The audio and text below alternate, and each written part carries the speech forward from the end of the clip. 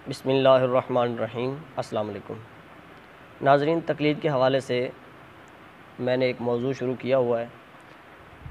اس سے پہلے 2 ویڈیوز میں نے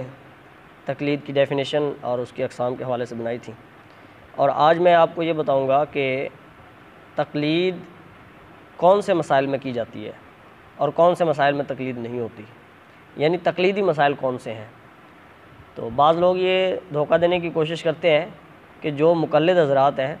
وہ جناب کوئی دلیل پیش کر ہی نہیں سکتے قرآن و حدیث سے،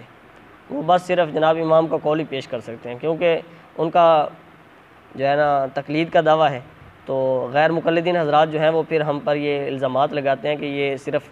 امام کا قول پیش کر سکتے ہیں، قرآن و حدیث کا یہ دلیل پیش نہیں کر سکتے۔ تو اس لیے میں آج یہ واضح کرنا چاہتا ہوں کہ تقلید ہوتی کن مسائل میں ہے اور کون سے مسائل میں نہیں ہوتی۔ تو بنیادی طور پر سمجھیں، مسائل 3 طرح کے ہوتے ہیں۔ پہلے نمبر پر عقائد، دوسرے نمبر پر وہ مسائل، وہ احکام جو قرآن اور حدیث پاک میں، احادیث میں بالکل واضح طور پر موجود ہوں اور ان میں 2 رائے نہ ہو، اور تیسرے نمبر پر وہ مسائل ہوتے ہیں جو واضح طور پر قرآن و حدیث میں موجود نہ ہوں اور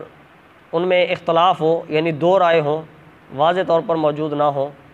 تو قرآن اور حدیث سے استنباط اور اجتہاد کے ذریعے سے وہ مسائل معلوم کیے جائیں۔ تو یہ 3 اقسام ہوتی ہیں بنیادی طور پر مسائل کی۔ تو یاد رکھیں، پہلے نمبر پر جو عقائد ہیں ان میں کسی کی بھی تقلید جائز نہیں ہے، عقائد میں تقلید نہیں ہو سکتی۔ تفسیر روح البیان میں اس کے 12ویں پارے میں سورت 11ویں سورت ہے، آیت نمبر 109 ہے، اس کے تحت تفسیر روح البیان کے اندر لکھا ہوا ہے کہ عقائد میں کسی کی تقلید جائز نہیں ہے۔ یعنی اگر کوئی ہم سے پوچھے کہ تم نے توحید کو، اللہ تبارک و تعالیٰ کی توحید کو اور رسالت کو تم نے کیسے مانا، تو ہم یہ نہیں کہیں گے کہ ہم نے امام اعظم ابو حنیفہ رحمۃ اللہ علیہ کے کہنے سے مانا، بلکہ ہم اس پر قرآن و حدیث سے دلائل پیش کریں گے، کیونکہ عقائد میں کسی کی تقلید جائز نہیں ہے۔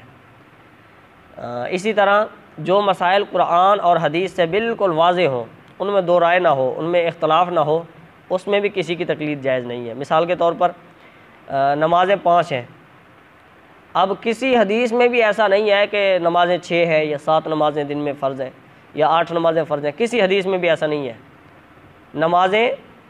5 ہیں، مسلمانوں پر فرض ہے 5 وقت کی نمازیں، تو لہٰذا اس میں کسی کی تقلید جائز نہیں ہے۔ اسی طرح رمضان المبارک کے روزے فرض ہیں،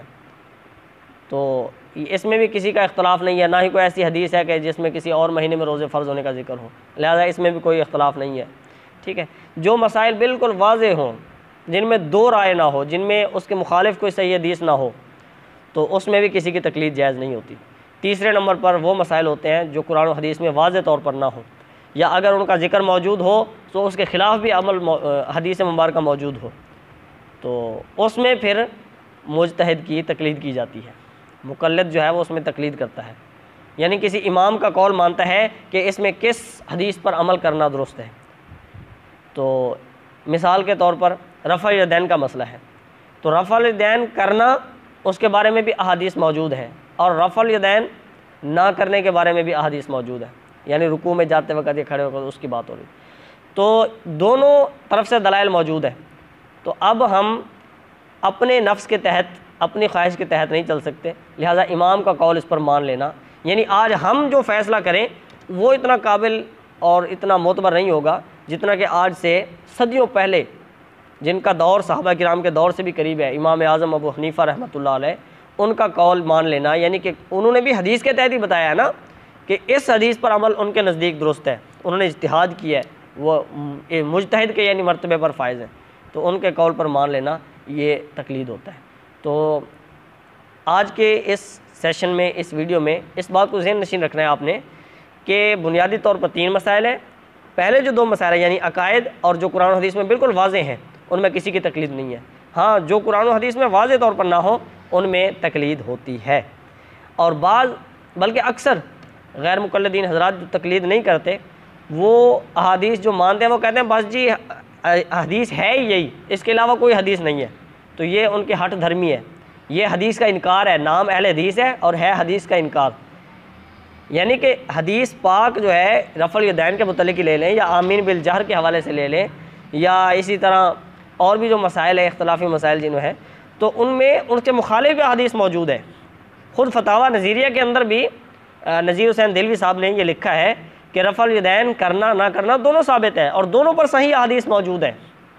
تو لہٰذا ایسے مسائل جن میں اختلاف ہو، جن میں دو رائے ہوں، تو ہم اپنا فیصلہ نہیں کریں گے بلکہ صدیوں پہلے امام نے جو فیصلہ کر دیا اس پر عمل کریں گے۔ تو یہ تقلیدی مسائل 3 طرح کے ہیں۔ تو اللہ تعالیٰ ہم سب کو سمجھنے کی توفیق عطا فرمائے، اور جو بلا وجہ ہٹ دھرمی اور ضد اور انا پرستی اور اپنے آپ کو جناب وہ دین میں متشدد قسم کا، ایسے لوگوں سے اللہ تعالیٰ ہمیں پناہ عطا فرمائے۔ وآخر دعوانا ان الحمد للہ رب العالمین۔